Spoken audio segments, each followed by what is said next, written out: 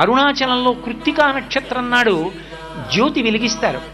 అరుణాచలంలో వెలిగేటటువంటి ఆ కృత్తికా దీపోత్సవము అని ఆ దీపం చూడ్డానికి కొన్ని లక్షల మంది వెళ్ళిపోతారు. ఆ రోజున అసలు గిరి ప్రదక్షిణం చేయడానికి అవకాశం ఏమి ఉండదు. మొత్తం జనంతో నిండిపోతుంది కొండ చుట్టూ. ఆ వెలుగుతున్న దీపాన్ని ఒక్కదాన్నే చూస్తారు, చూసి నమస్కారం చేస్తారు.